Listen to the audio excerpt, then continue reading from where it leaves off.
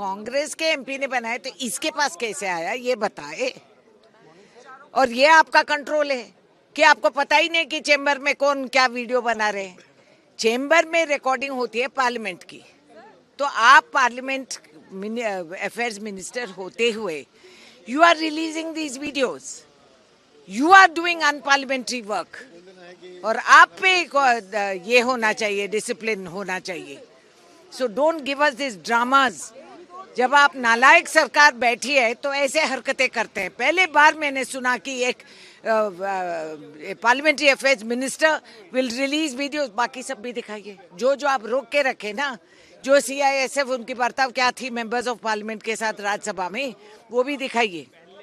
क्या नॉनसेंस, कहाँ पहुंच गई है पार्लियामेंट और क्या बात करते हैं ये मंत्री लोग। अच्छा बनाया था तो इनके पास सबूत है तो दे दे, तो तुम्हारे पास कैसे पहुंच गई? अगर कांग्रेस MP ने बनाया, आपके पास कैसे पहुंच गई ये बताओ। और आप दिखा रहे हैं, तो शर्म करो। ये बहुत बड़ा समुदाय है जो इंडिया की फाइनेंशियल इंटेग्रिटी और बिजनेसेस को चलाता है। खाली इंडिया की नहीं, विश्व भर में इसने इंडिया की पहचान बनाई है। वेस्ट एशिया में करीब 10,000 चार्टर्ड अकाउंटेंट्स हैं।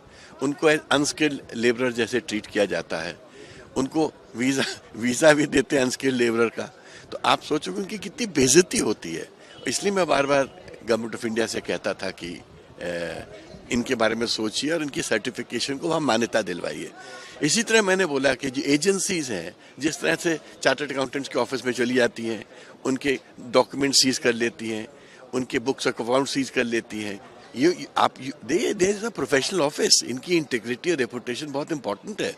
जैसे आप लॉयर्स को प्रोटेक्ट करते हो, जैसे आप डॉक्टर्स को प्रोटेक्ट करते हो, वैसे चार्टर्ड अकाउंटेंट का प्रोटेक्शन एक्ट भी आना चाहिए। और नहीं करोगे तो इन लोगों का प्रोफेशनलिज्म को आप खत्म कर दोगे।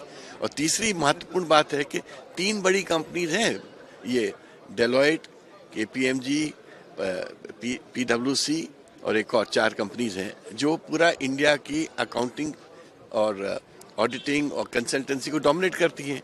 वो पूरे बड़े कॉन्ट्रैक्ट्स, मैंडेट्स उन्हीं को जाते हैं। इंडिया की जो 1 लाख चार्टर्ड अकाउंटेंट्स की फर्म्स हैं उनको कुछ नहीं मिलता है। मुश्किल से 10 करोड़ भी साल में नहीं कमा पाते हैं, और वहाँ 10,000 करोड़ के ऊपर उन लोग की इनकम होती है। तो ये बहुत बड़े इश्यूज हैं चार्टर्ड अकाउंटेंट्स को लेके, जो आज मैंने रेज किए 0 आवर में। मैं चाहूँगा कि इस पे गवर्नमेंट गौर करे और चार्टर्ड अकाउंटेंट्स के साथ न्याय करे। नहीं देखिए, वो तो कांग्रेस के सारे सांसद मिलने गए थे स्पीकर साहब को। कांग्रेस के सांसदों को जो गिला था वो ये था कि राहुल गांधी जी को आप राष्ट्रपति जी के अभिभाषण पे एक शब्द नहीं आप बोलने दे रहे, उनका माइक बंद कर रहे हैं। आप ये बताइए, आप कह रहे थे कोई किताब, कोई मैगजीन कोट नहीं करनी है, तो निशिकांत दुबे जी ने 5-10 किताबें कहाँ से कोट करी और उनका माइक कैसे ऑन था, वो स्पीकर साहब से बात हो रही थी। तो उसमें कौन सी बुरी बात है? क्या डेमोक्रेसी में हम पूछेंगे नहीं?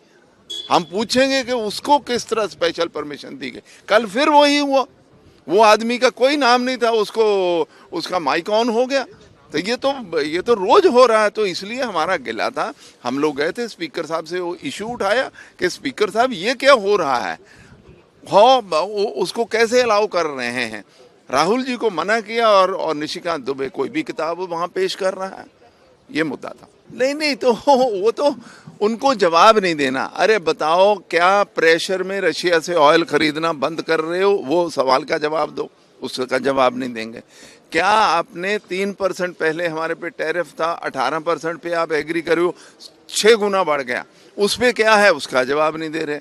आपने खेती को बार बार अमेरिका कह रहा है कि एग्रीकल्चर के बहुत सारे प्रोडक्ट्स इंडिया एग्री कर गया, आप उस पे नहीं बोल रहे। तो राहुल जी तो यही कह रहे, डेटा पे डेटा सारा खोल दिया सारी दुनिया की बड़ी बड़ी कंपनियों के लिए।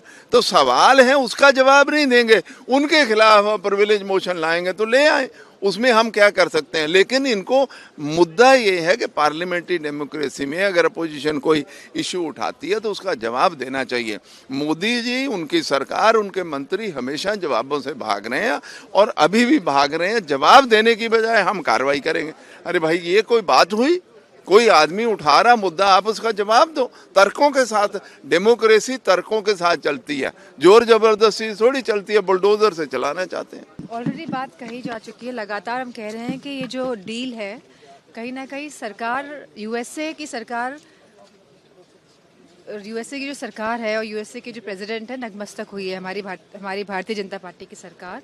और जो ट्रेड डील हुई है, क्योंकि इसमें एग्रीकल्चर प्रोडक्ट्स अंदर आएंगे भारत में, वो भी ज़ीरो इंपोर्ट ड्यूटी के साथ अंदर आएंगे, साथ में डेयरी प्रोडक्ट्स आएंगे, साथ में जो अनाज आएगा वो जेनेटिकली मॉडिफाइड अनाज आएगा, और जिसके कंजम्पशन से कई तरह की बीमारियों का सामना हमारे देश के लोगों को करना पड़ सकता है। तो ये ट्रेड डील बहुत ही घातक साबित होने वाली है हमारे किसानों के लिए, हमारे मध्य वर्ग के इंटरप्राइजेस के लिए, और साथ में युवाओं के लिए भी, क्योंकि कहीं ना कहीं जहाँ किसानों का नुकसान होगा तो इसमें एम्प्लॉयमेंट के भी जाने के और चांसेस हैं। देखिए, अगर आप यूएसए के सभी मिनिस्टर्स और उनके सेक्रेटरीज के अगर स्टेटमेंट्स देखेंगे, उनके ट्वीट्स देखेंगे, तो सच्चाई सामने आएगी। यहाँ पे तो सरकार केवल पर्दा डालने का काम कर रही है, लेकिन अगर आप वाकई में सच्चाई जानना चाहते हैं तो अगर आप ट्वीट्स पढ़ेंगे, इनके सोशल मीडिया में देखेंगे, तो आप देखेंगे कि एग्रीकल्चरल प्रोडक्ट्स को खुली छूट है इंडियन मार्केट में आने के लिए और हमारे गरीब किसानों के साथ कम्पीट करने के लिए, वो भी लेसर प्राइस में।